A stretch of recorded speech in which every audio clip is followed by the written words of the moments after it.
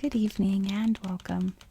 Tonight we're going to continue our reading of this book, The Kingfisher History Encyclopedia.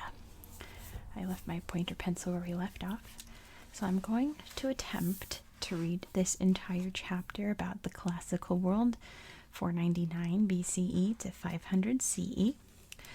Usually when I have lofty goals like reading a whole chapter of a book, I don't make it, but I'm really going to try this time.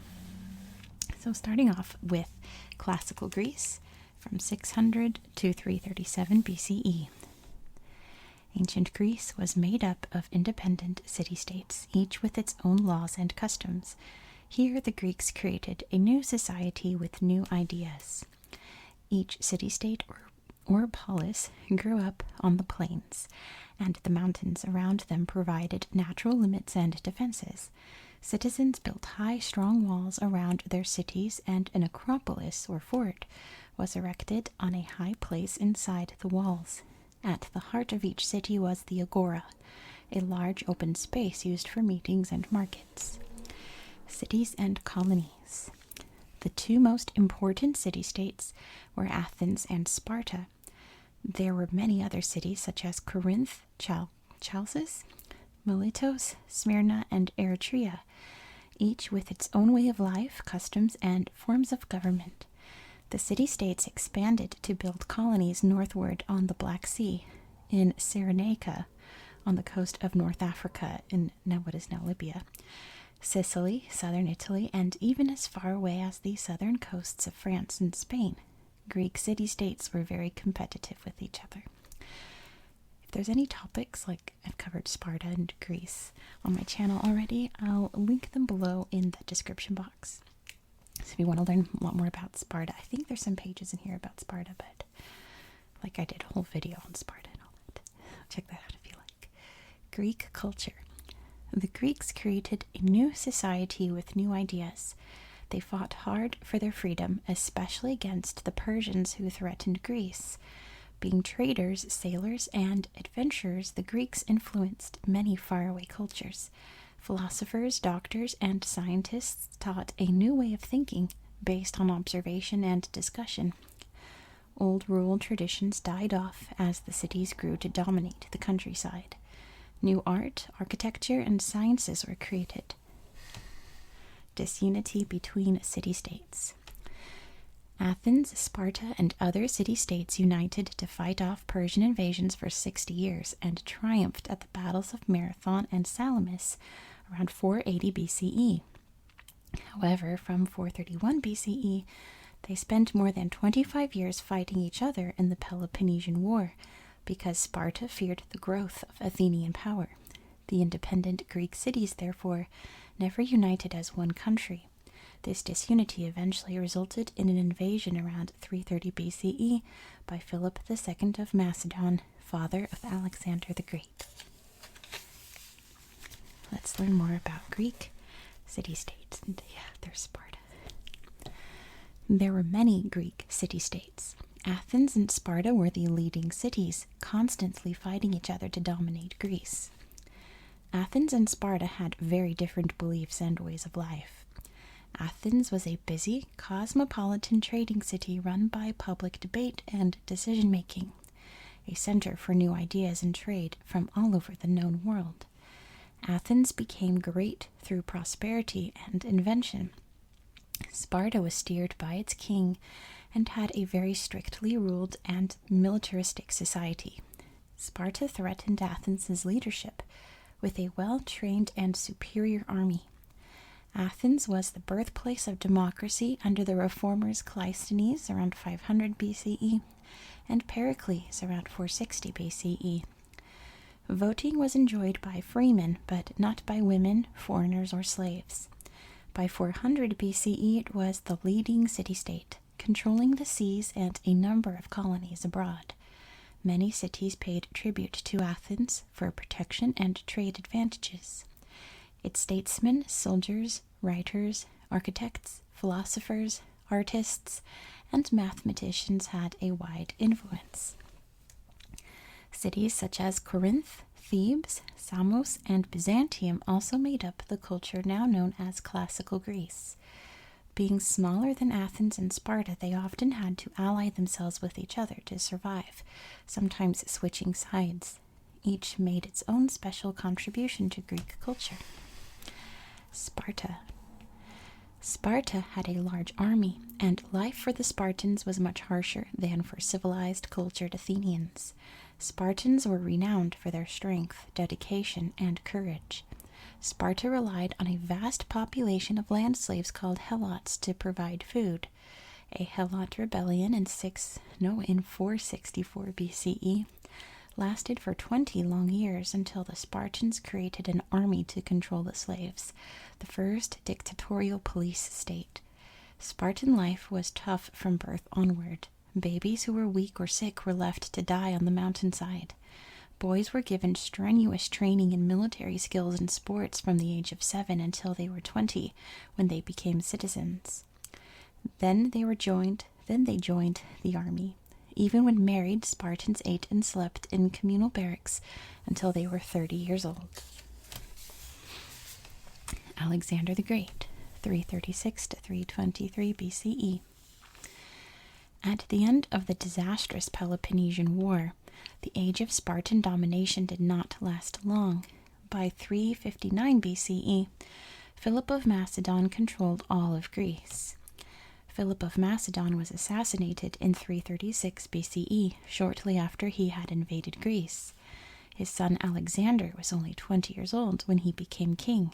He set out to destroy the Persian threat to Greece and to gain Persia's wealth. His first campaign in 334 BCE gave him control of Asia Minor, and he quickly took Syria and Egypt. By 331 BCE, Persia had fallen and Alexander had taken Babylon. He then embarked on a program of exporting Greek culture and city building to the lands the Greeks invaded. He was a modernizer, and many people welcomed, or at least accepted, the Greeks. Alexander then marched to Central Asia and India. In India, his soldiers refused to go farther. They withdrew to Babylon, Alexander's new capital. In 323 BCE, at the age of 32, Alexander suddenly died of fever. His generals were left to battle for shares of the Greek Empire, which now stretched from Egypt to India. Speaking of India, we have the Mauryan Empire, 321 to 233 BCE. The Mauryan Empire was founded by Chandragupta. It extended from Bengal to the Hindu Kush and united all the lands of northern India. Chandragupta took power in Magadha in 321 BCE, and within 10 years he had invaded most of northern India. He was a good organizer, and India became prosperous under his influence. His son Bindusara extended the empire far into southern India.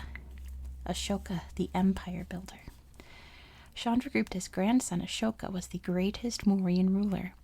He enlarged the empire, which was inhabited by peoples of more than 60 different beliefs and languages. Ashoka was a Hindu, but he adopted Buddhism after seeing a particularly horrific battle.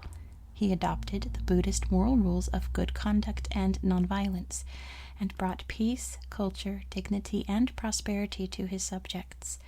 He built up the religion from a small sect and sent out missionaries as far as Indonesia, Central Asia, and Egypt.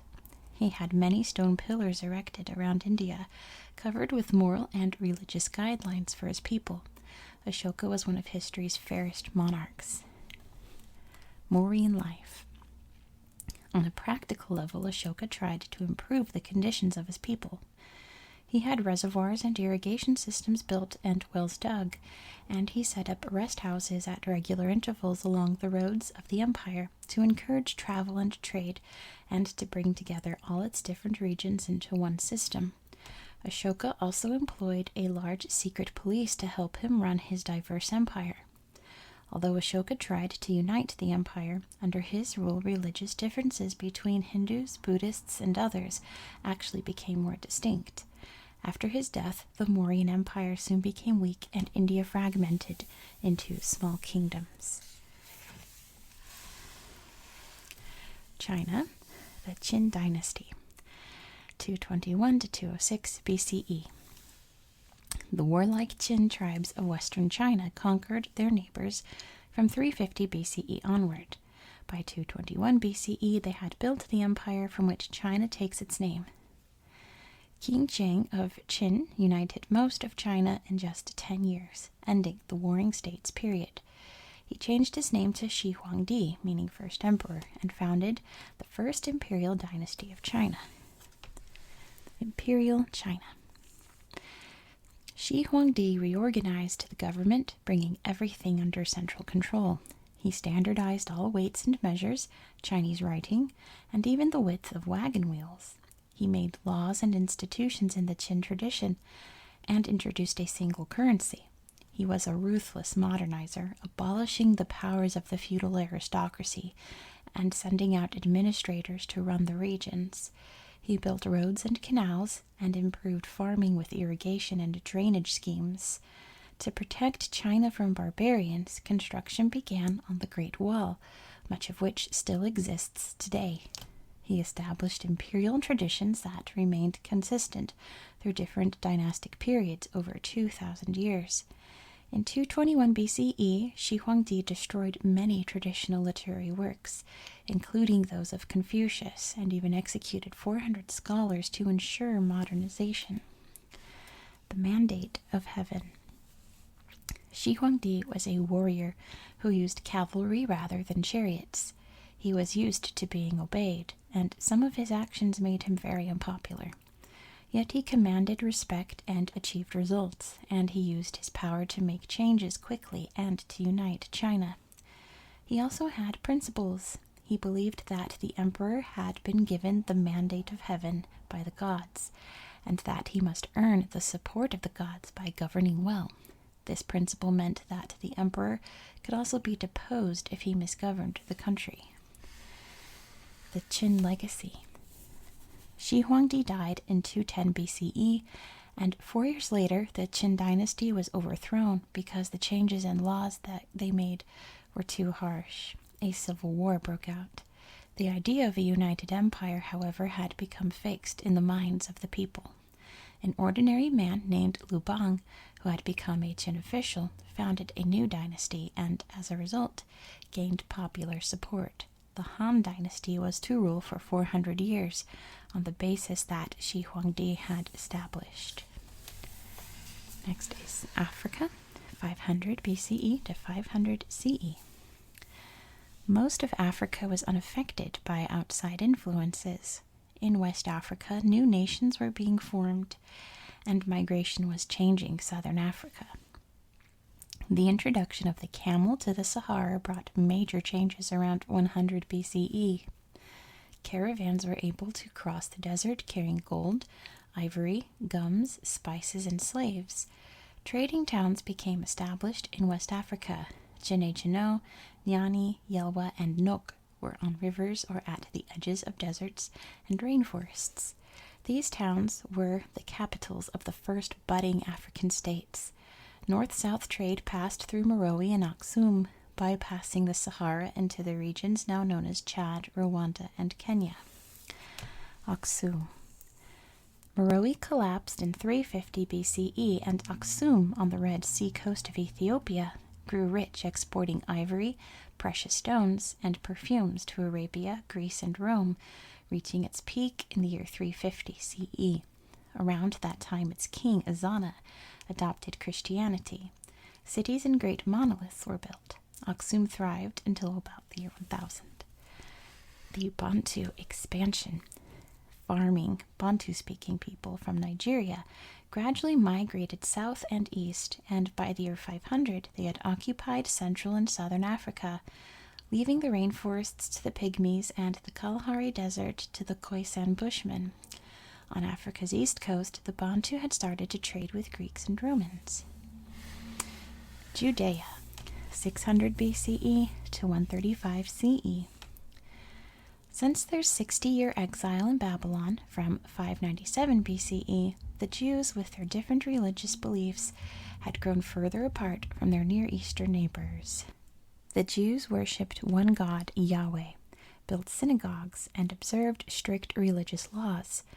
On returning from exile in Babylon in 538 BCE, they emphasized Jewish law and beliefs and set themselves apart from non-Jews or Gentiles. Palestine was under Greek rule, and many Jews fought to stop their influence destroying Jewish traditions. Roman Palestine. After Greek rule, Judea was independent for nearly 80 years before being conquered by Rome. The Romans appointed Herod as king of Judea from 37 BCE. Jewish people were free to travel and trade, and many left to settle elsewhere. When Pontius Pilate became Judea's Roman governor in the year 26, life became hard for the Jews. They loathed the Romans and their taxes. After much rebelliousness, the Romans forced the Jews to leave Judea in the year 135. The Roman Republic. Speaking of the Romans, Rome was by now run by patricians, or the ruling class. They sought to expand Rome's interests first in Italy and later throughout the Mediterranean. Forgot to say this is 509 to 27 BCE. There followed a struggle between the patricians and plebeians, or ordinary people, which led to the writing of a legal code and to plebeian influence in government. This formed the backbone of the Republic. Seeking protection from attack, the Romans entered a series of wars that, by 270 BCE, gave them control of most of Italy. Rome soon clashed with Carthage over trade in the Mediterranean. The Punic Wars that followed lasted 60 years. During this period, the Carthaginian emperor Hannibal led his army across the Alps to invade Italy. After a series of victories by Hannibal, the brilliant Roman general Scipio set off to Africa to attack Carthage. This forced Hannibal back to Carthage, where he was finally defeated by Scipio. The Romans soon established new cities, building order and prosperity and giving conquered peoples a form of Roman citizenship if they cooperated. By 44 BCE, the Romans ruled Spain, France, Europe south of the Danube, Anatolia, and northern Africa, dominating the Mediterranean. In less than 200 years, the Romans had become the controlling force in the West. The end of the Republic. In 100 BCE, friction grew between the patricians and plebeians. The army was opened up to landless citizens, who were rewarded for their services with land and status in the colonies. Power struggles between generals ended in civil war, and in 44 BCE, Julius Caesar became dictator for life. Alarmed Republicans assassinated him, and the Republic soon ended. The Roman Empire, 27 BCE to 475 CE. After Julius Caesar's death in 44 BCE, Romans preferred dictatorship to chaos. Octavian, his successor, gradually took control. He became the first emperor. Octavian was Caesar's nephew. He was an able politician, getting himself elected as consul or president year after year. He called himself princeps, or first citizen, not king. Renamed Augustus, which means imposing one, he reorganized the government and empire and imposed peace. Under him, trade extended as far as East Africa, India, and China, and the empire's towns, roads, and territories grew ever larger. Roman emperors. Emperors relied more on the army than on the Roman people for support. Patricians no longer had great power. Many had moved to rich country estates and the far provinces. Most of the Roman emperors chose their successors. Some unpopular or controversial ones were deposed by soldiers. Between the years 68 and 69, 4 emperors were deposed in 1 year. From the year 100, Rome was ruled by strong emperors: Trajan, Hadrian, Antoninus, and Marcus Aurelius, most of whom were not actually Roman. By 117, the empire had grown too large, and Rome's soldiers could no longer be paid with booty, slaves, and land taken in conquest. The burden on Rome grew. The Roman Empire. The final conquests in the century following Augustus had been in Britain, Syria, Palestine, and Egypt. The Jews and British had been difficult to beat. and the Parthians impossible. However, most of the conquered peoples adapted. People in Gaul, North Africa, Syria, Britain, and Hungary adopted Roman ways and thought of themselves as Roman citizens.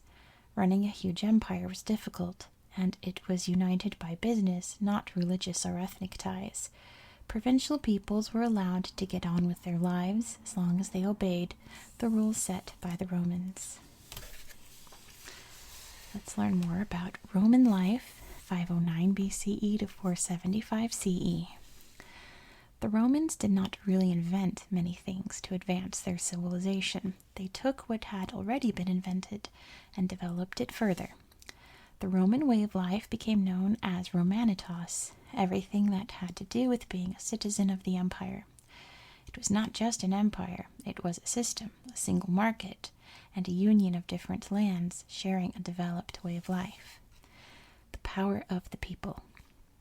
The Greeks created democracy, and the Romans took it further.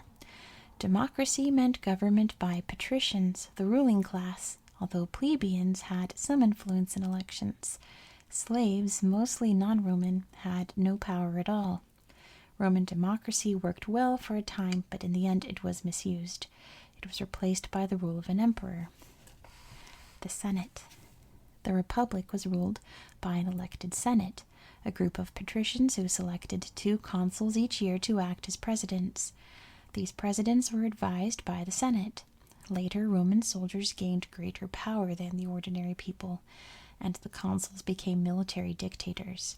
After the death of Augustus, Rome was ruled by a succession of emperors who had absolute power. Urban life. The largest cities of the empire were Rome, Alexandria, and Antioch, with over 100,000 inhabitants in each. Other Roman cities had 10,000 to 50,000 inhabitants. Each city was carefully laid out with its official buildings and public squares, baths, a stadium, markets, workshops, and storehouses, as well as living quarters for each social class. The countryside. As Roman life developed, farms were bought and reorganized by rich city dwellers or awarded to soldiers as estates. Tenants, peasants, and slaves did the work, growing produce for sale in the cities. Large quantities of food and materials were transported from the farms to Rome and other cities. In addition, the legions required feeding, so the country states were prepared for large-scale and profitable food production. Everyday life. Life in Rome was in many ways similar to city life today. High-rise houses, traffic problems, shopping, waste disposal, hustle and bustle were all common features. Rome was also a meeting place for people from all over the empire, and the people communicated in the common tongues, Latin and Greek. It was a money economy and a very complex society with different classes, belief systems, and several different religions. The Celts, 500 BCE to 43 CE. The Celts were a loose grouping of tribes living in southern Germany from around 1500 BCE. By Roman times, the Celts dominated much of Europe. Around 500 BCE, the Celts were the dominant European power. They had expanded from a heartland in what is now southern Germany. They were not a nation, but more a confederation of individual tribes with a shared culture. Their influence eventually stretched from Spain to Britain, Germany, and northern Italy, and as far as central Anatolia. Celtic life. The Celts were tribal farmers who gathered around their chiefs' oppidæ, or strongholds. These were often hill forts, and some of them later became villages or towns. Most Celts were homesteaders and small farmers, living in a variety of tribes. Sometimes these tribes divided, with one group moving to another place so that certain tribes might be spread through different areas. The Celts were bound together by the Druids, who were learned priests, lawmakers, bards, and wise men. They also had gifted musicians, artists, and metal workers. Their jewelry, pottery, weapons, and drinking vessels were often decorated with intricate designs and geometric shapes. The Celts traded with Rome, Greece, and other countries, but they were not much influenced by these civilizations. Power and law. Each Celt was a free person with individual rights. Druidic justice was famous, and bonds of loyalty within each tribe were strong. The chiefs were elected by tribespeople, and the high kings by the chiefs. Both could be deposed if they did not do a good job. Celtic warriors. Known as fierce warriors, the women also fought. The Celts used iron to make their weapons and tools. In 390 BCE, they sacked Rome, and in 280 BCE, they raided Greece and Anatolia seeking booty. Sometimes they even fought among themselves. The Romans exploited this when conquering Gaul, which is now France, and Britain. The British Celtic leader Caradoc or Caractacus was betrayed by other Celts. Disunited, the British warriors lost their independence in 43 to 80 CE. The Celts came to accept Roman rule and later fought with the Romans against Germanic barbarians. The Celts were also the first European Christians. After the fall of Rome, Celtic ways in Europe survived only in Ireland, Cornwall, Brittany, and parts of Scotland and Wales. Back to China, we have the Han Dynasty, 202 BCE to 220 CE. The Han was the first long-lasting dynasty of United Imperial China. Han China enjoyed stability and greatness and was a fine example of civilization. For 400 years, from 202 BCE to 220 CE, China was ruled by emperors of the Han Dynasty. They were more lenient and stable than the Qin, and practiced fair Confucian principles of law and administration. The early Han. The dynasty was founded by Liu Bang, a commoner who was popular because he relaxed the harsh laws, cut taxes, and favored the people. The capital was Chang'an, which after 100 years became the world's largest city. It was at the end of the Silk Road, along which China traded with Persia and Rome. Han China saw itself as the Middle Kingdom, the center of the world. There was a great flowering of culture, wealth, and learning. At this time, Han China was as large and developed as the extensive Roman Empire. The Han developed a system of administration by highly educated officials called mandarins. People who wanted to work as public officials had to take an examination on the writings of Confucius. The Martial Emperor. Wu Di, the Martial Emperor, reigned for 55 years from 141 BCE. He added part of Central Asia, Korea, and much of southern China to his empire. At great expense, he beat back the Xiongnu or the Huns of Mongolia, who often raided China. He improved the Mandarin administration, built schools, canals, cities, and buildings, and encouraged foreign contact. Buddhism was introduced to China during this high point in the country's long history. Wang Mang. During the following century, the Han grew weak, while the nobles grew ever stronger. A courtier, Wang Mang, rebelled, took power, and ruled from the year 9 to 23. He introduced many changes and reforms, favoring the people against landowners and nobles, and reforming land rights and the judicial system. Eventually, the nobles overthrew Wang Mang, and the Han dynasty was restored. The later Han. The Han produced exquisite objects of wood, lacquer, and silk. They also replaced many of the writings that had been destroyed by the Qin. Chinese inventors were far ahead of the rest of the world. Their invention of paper took centuries to reach the West. Many of the cities they built were large and elegant.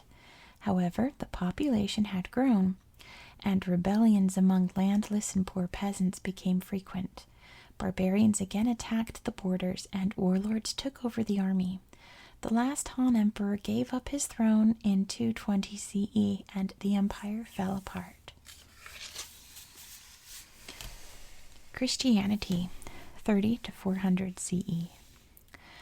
Around the time that Jesus of Nazareth was born, there were many faiths and sects of the Roman Empire. Within 400 years, Christianity became dominant. The Jewish people believed that a Messiah or Savior would be born to lead them. At the time that Jesus of Nazareth was born, Judea was suffering under Roman rule. At about the age of 30, Jesus began publicly teaching, and it is said that he performed many miracles, such as healing. The Jewish authorities accused him of blasphemy, and he was tried before the Roman governor Pontius Pilate. He was crucified, but his followers reported seeing him alive after his death. A church is born. This resurrection formed the basis of a new faith, breaking with old Jewish traditions and founded by Jesus' closest disciples, the apostles.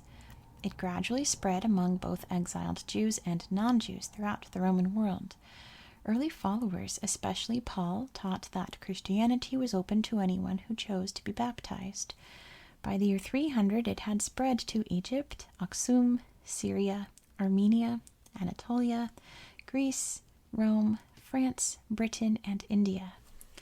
Christians kept their faith quietly because the Roman authorities often persecuted them and caused many of them to go into hiding. Many died a painful death in the arena. In Egypt, a group of Christians withdrew to the desert to live as hermits.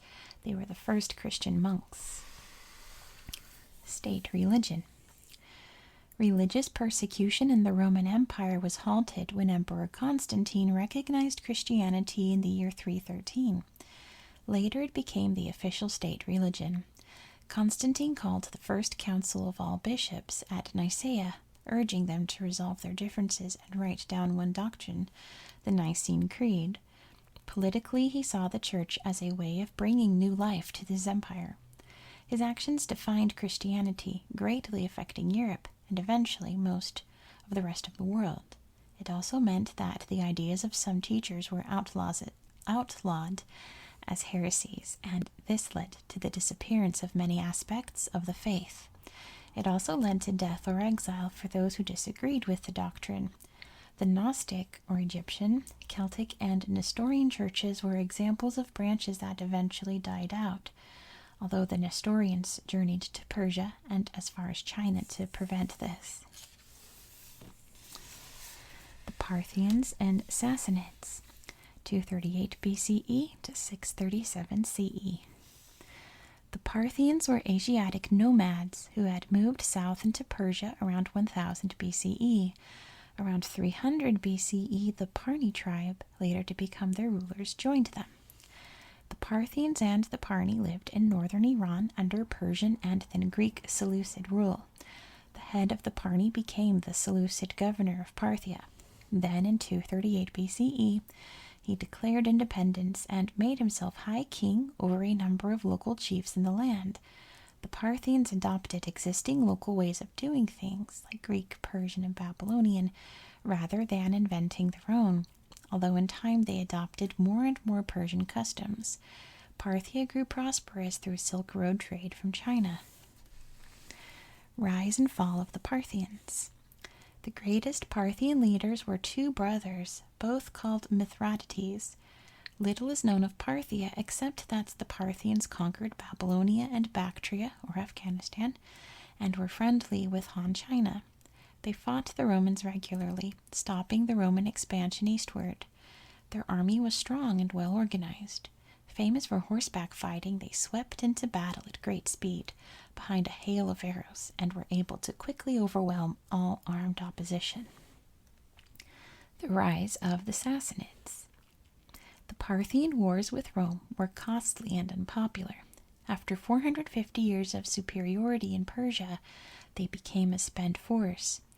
In 225 CE, this made it possible for a local king named Ardashir to overthrow the Parthians. Ardashir ruled over a Persian dynasty, the Sassanids. He made the Parsi faith, Zoroastrianism, into the state religion of Persia. This was a new idea, later copied by Constantine of Rome. Ardashir led the Persians into a new period of greatness. Shapur I of Persia. The Sassanid shahs, or emperors, wanted to carry on in the ancient traditions of Old Persia, and they also wanted to reclaim the lands Darius had once ruled before they were conquered by Alexander the Great. The court of Ctesiphon near Babylon became the focus for a brilliant culture, and the wealthy empire became Rome's greatest rival. Shapur I was an outstanding Sassanid ruler. He fought the Romans and even captured the Roman Emperor Valerian and had him killed. Shapur conquered Armenia, Syria, Bactria, and Sogdiana in Afghanistan, and the Indus Valley in Pakistan. At home, Shapur sponsored a cultural flowering of Persia that centered on Zoroastrian religious ideas. In 480, Persia suffered a religious revolt and the invasion of hordes of Huns from Mongolia. After these problems were dealt with, Shah Khosrow II conquered Egypt and Byzantium. However, he was killed. A civil war broke out, weakening Persia. Sassanid Persia collapsed when the newly inspired Muslim Arabs conquered the area in 637, eventually converting the Persians to Islam. The Americas, 500 BCE to 500 CE. During this period, there were many different cultures in the Americas. By the year 100, the city-state of Teotihuacan had grown to dominate Mexico. Except for visits by Pacific Polynesians to Peru during the 300s, the Americas were isolated from the rest of the world. Even so, Teotihuacan, dominated by its enormous Pyramid of the Sun, was the world's fifth largest city with 200,000 people. North America. Several culture groups existed here. The nomadic buffalo hunting Plains Indians occupied the Midwest, and the woodland tribal nations lived in the Northeast. In the Mississippi Valley, the copper-working, trading Hopewell culture was in decline by the year 500. In the Southwest, the village-dwelling, corn-growing Hohokam and Mogollon peoples were thriving. On the West Coast and in the North, simpler hunting, fishing, and food-gathering societies such as the Makah and Inuit flourished. Mesoamerica. The Olmecs and the Zapotecs were the earliest civilizations in Mexico. The Zapotecs were noted for their learning and were the first Americans to develop writing. They also had a mathematical calendar system, which they later taught to the Maya and the people of Teotihuacan. Speaking of, let's read about Teotihuacan. As the Olmecs and Zapotecs declined, the city-state of Teotihuacan, founded around 200 BCE, grew to dominate Mexico by 100 CE. At its height, 600 years later, Teotihuacan was larger than ancient Rome. It was built in a planned grid system, with impressive temple complexes and pyramids, many craft workshops, trading markets, and foreign residences' quarters.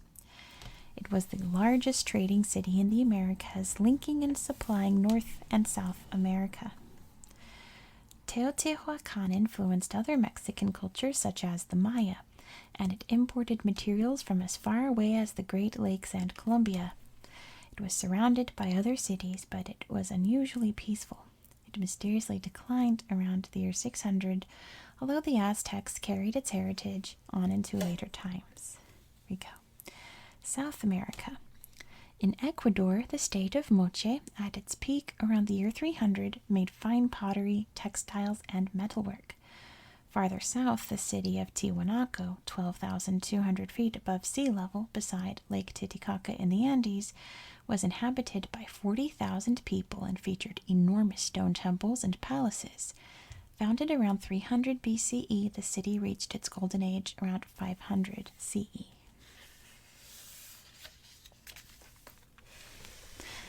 Thegupta Dynasty, 320 to 510. The Guptas became emperors of northern India in the year 320 and remained in power for 200 years. The stage was set for them by a people called the Kushans. The Kushans were Greek-influenced Asian nomads in Bactria, now northern Afghanistan. They founded a kingdom there in the year 25, then moved north into Turkestan and farther south into Afghanistan and India, dominating the area by 100. Their greatest king was Kanishka, a Buddhist who supported social tolerance and the arts. Controlling most land trade across Asia, the wealthy Kushans gave stability to Asian trade. Around 240, however, Shapur of Persia took much of their land, and they never recovered. The Guptas were minor princes in Magadha. Chandragupta I married a Magadha princess and became king in 320. He started the Gupta tradition of aiding the arts and religions and helped develop Indian society. The Gupta Maharajas. Chandragupta's son Samudragupta continued in his father's footsteps. Ruling from 335 for 45 years, he expanded Gupta rule by force and diplomacy across northern India and into southeastern India. His own son, Chandragupta II, took Gupta India to its high point, one of the greatest times of Indian history. Skandagupta beat off an invasion of India by Huns from Central Asia. However, the Gupta Empire had been ruled through a loose arrangement of local rajas or kings under the Gupta Maharaja or emperor, and after Skandagupta died, many local kingdoms broke away. By 510, the Guptas had been beaten by another wave of Hun invaders, and India broke up into Rajputs, or small kingdoms. An alliance of these Rajputs beat off the Huns again in 528. India remained divided for 650 years, except for a period when Sri Harsha, a religious Raja of Kannauj, succeeded in uniting northern India for 40 years. Gupta culture. The Gupta Maharajas succeeded one another as good and strong rulers. Copying Ashoka, they set up monuments inscribed with religious texts all over India. They built new villages and towns, putting Hindu Brahmins or priests in charge. Agriculture and trade flourished. Indians migrated as far as Indonesia, and Buddhism spread to China. Both Hindu and Buddhist cultures developed. The Hindu sacred epics, the Mahabharata and the Ramayana, were written at this time. Kalidasa, India's great poet and dramatist, wrote about love, adventure, and the beauty of nature. The Buddhist university at Nalanda had an impressive 30,000 students. This was India's golden age, its classical era of music, dance, sculpture, art, and literature. Back over to Rome, we have the decline of Rome, 200 to 476. In 165, a plague swept through the Roman Empire and dramatically reduced the population. Rome's subsequent decline lasted 300 years. The plague lasted for 2 years and was followed from 180 by the rule of the mad Emperor Commodus, uprisings in Africa and Britain, and a succession of quickly toppled and inadequate emperors. The government at home was falling apart, and Rome was in chaos. Provincial changes. Power shifted to the provinces where the people wanted to keep their Roman status. The Parthians in the east and the British in the north created trouble, and a new force was appearing, the Barbarians. Marcomanni, Goths, Franks, Alemanni, and Vandals were pressing in, and in 260 to 272, the Romans had to abandon Hungary and Bavaria to them. Parts of the empire, such as Gaul, Britain, and Syria, were becoming separate, and the Roman economy was also declining. The empire divides. In 284, the Emperor Diocletian decided that the empire was too large for one man to rule, and divided it into two, the Greek-speaking east and the Latin-speaking west. He appointed a co-emperor called Maximilian to rule the western half. The army was reorganized and enlarged to 500,000 men, and taxes were changed to pay for it. Provinces were reorganized to make them more governable. Romanitas was promoted by emphasizing the emperor's divine authority. The end of the empire. Emperor Constantine tried to revive the empire. He favored and promoted Christians, built churches, and held church councils, making Christianity a state religion. In 330, he moved the capital to Byzantium, calling it Constantinople. The city became as grand as Rome, and the west grew weaker and poorer. The western half of the empire, under attack by the barbarians, collapsed after Rome was sacked in 410 and 455. The last emperor was deposed by the Goths in 476. Following this, the Western Empire was replaced by a number of Germanic kingdoms. The empire in the east, known as the Byzantine Empire, lasted until 1453. Though many Roman ways were adopted by the barbarians, the Roman Empire was at an end.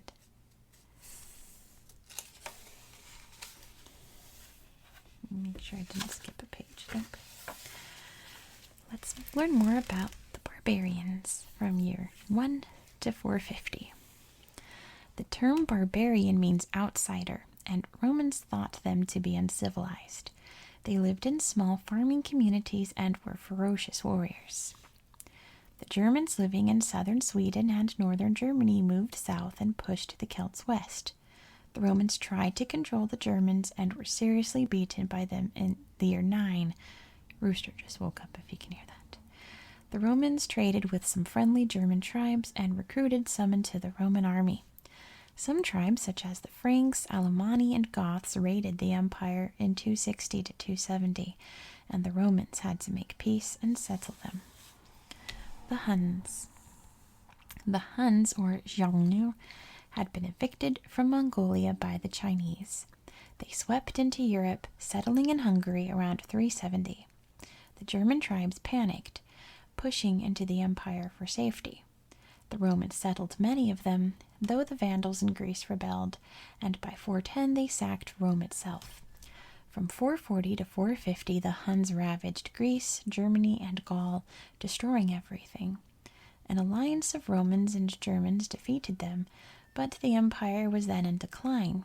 After Attila the Hun attacked northern Italy, the Western Empire finally broke down. The New Europeans. As Rome collapsed, barbarians settled in Germany, Italy, Spain, Britain, and France, gradually adopting many Roman customs. By 800, the Frankish king Charlemagne ruled an empire spanning Germany and France. The Visigoths settled in Spain, and the Vandals took Carthage. The Huns retreated to Romania and the Ukraine. The Lombards settled in Italy and founded a strong kingdom under King Odoacer.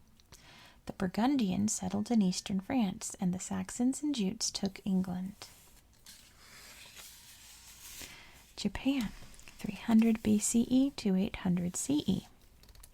Japan is one of the oldest nations in the world. People have been living there from around 30,000 BCE. Classical Japan took shape from around 300 BCE. In ancient times, Japan was occupied by the Ainu people. The Ainu were unique and not related to any other tribe. Today's Japanese people moved onto the islands in prehistoric times from Korea and Manchuria on the mainland. They forced the Ainu onto the northernmost island, Hokkaido. The Yayoi. Around 300 BCE, the Yayoi were beginning the rise that would make them Japan's predominant tribe. They introduced bronze and iron and also rice and barley from Korea and China. They shaped Japanese culture and the Shinto religion, in which nature spirits, or kami, and tribal ancestors were worshipped. Tradition says that Jimmu, the legendary first emperor, or Tenno, great-grandson of Amaterasu, goddess of the sun, appeared in 660 BCE. In fact, if he existed at all, it was probably several hundred years after this. The Yamato. Around the year 167, an elderly priestess called Himiko of the Yamato tribe became ruler. She used her religious influence to unite about 30 of the Japanese tribes. Himiko sent ambassadors to China, and from that time Chinese culture and later Buddhism influenced the Japanese. The Yamato increased in power during the 200s. Today's Japanese emperors can trace their ancestry to the Yamato, who claimed descent from the sun goddess. During this period, until 646, much of Japan was united as one state, and it invaded southern Korea. With the establishment of Buddhism during the 500s, Shinto was threatened. Around 600, Prince Shotoku reformed the Yamato state, centralizing it in the Chinese style and reducing the power of the tribal lords. Temples and towns were built, and there was great cultural development. The 700s saw Japan's golden age. Rivalry between Shinto and Buddhism was also resolved by merging both into a common Japanese religious culture. The Nara period. A permanent capital was established at Nara around 710. Gradually, the emperor became a ceremonial figure, serving as the representative of the gods. Government was controlled by officials and monks, and there were greater political struggles. In 794, the emperor moved the capital to Heian, or Kyoto, where a new phase of Japanese history began. Japan had developed from a tribal land to become a strong state. Little has been recorded about the life of ordinary people because records were only kept about the imperial court and temples. The Maya, 300 BCE to 800 CE. The Maya lived in what is now southern Mexico and Guatemala. They created a civilization that was at its peak when the Roman Empire was crumbling. The Maya existed as far back as 2000 BCE. Over the centuries, by draining marshy land and building irrigation systems, they became successful farmers, able to support a large population. In the early phase, from 300 BCE to 300 CE, they built many cities in Guatemala, Belize, and southern Yucatan, each with its own character and artistic style. Their cities had temple pyramids, a fortified palace, marketplaces, workshops, and living quarters. Mayan class system. The Maya had a class system. The nobles, priests, rulers, officials, and their servants lived in the cities, while ordinary people lived on the land, going into the cities for markets and religious festivals. There was an alphabet of 800 hieroglyphs, and the Maya studied advanced mathematics, astronomy, and calendar systems. As in ancient Greece, each city was an independent city-state, and there was feuding between them, usually to demand tribute and take prisoners. Around 230, a violent volcanic eruption blew apart Mount Ilopango in the south and covered a large area with ash. The southern cities had to be abandoned, and this marked the end of the pre-classic period of Mayan civilization. The Classic period. Between 300 and 800, Mayan civilization reached its peak. Many new cities were built in Yucatan. The dominant city was Tikal, although Palenque, Yaxchilan, Copan, and Calakmul were also important. The Maya were skilled craftspeople, making stone sculptures, jade carvings, decorated pottery, paintings, advanced tools, and gold and copper objects. They built roads and shipping lanes to encourage trade. Their mathematical system counted in 20s and used 3 symbols, a bar for 5, a dot for 1, and a shell for 0. Human sacrifice. The Maya practiced blood sacrifice. They viewed this life and the afterlife as equal worlds, and killing people for religious purposes, to please the gods and ancestors and to bring fertility and prosperity, was an acceptable thing to do. In later times, ambitious building projects meant that peasants had to supply ever more food and labor, and hostage-taking wars to capture sacrificial victims drastically cut the population. The agricultural system collapsed, and with it the cities. By 950, most central Mayan cities lay in ruins, though a later phase followed. The Maya still live in the uplands of Central America. Nope, there's one more. Yeah, this is the last page. The Polynesians, 2000 BCE to 1000 CE. The Polynesians were a unique people of the Pacific Islands. They were remarkable sailors, venturing far into the Pacific Ocean in search of new homelands. In their mythology, the Polynesians say they came from the heavens through a mystical land often thought to be Hawaii.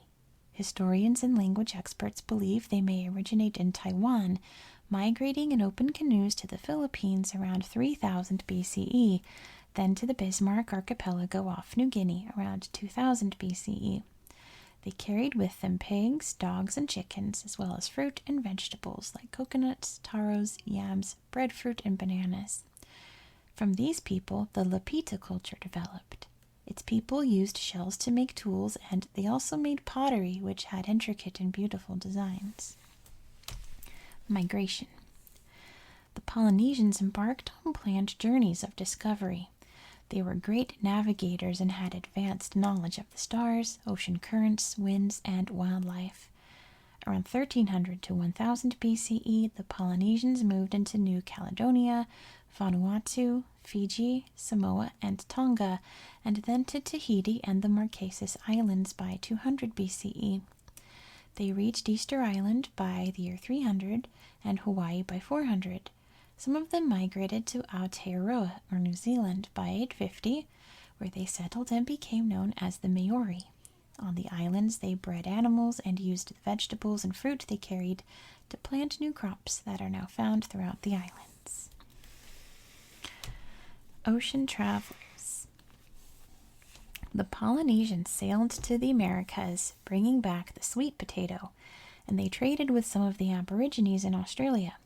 They crossed thousands of miles of open sea in their explorations and migrations. On the Pacific Islands, they lived in tribal societies ruled by chiefs, and they became experts in wood carving. They were isolated from Asia and Indonesia, where towns and nations were developing. It was only when European explorers such as Captain Cook arrived in the region in the 1700s that they began to be influenced by outsiders. On Easter Island, there are a number of remarkable and unique stone sculptures of heads measuring up to 40 feet high. They are thought to have been built by the Polynesians. However, Polynesians did no stone carving elsewhere, and it is probable that the carvings are much more ancient, possibly built by an earlier people for unknown reasons. Meanwhile, in Aotearoa, the Maori developed their own separate tribal culture, growing in number to 250,000 and splitting into village farmers and warrior societies. So that will be the end tonight. I actually finished a chapter of something. I'm proud of myself. Thank you so much for watching. I hope that you found this video relaxing and educational. And I hope that you have a very good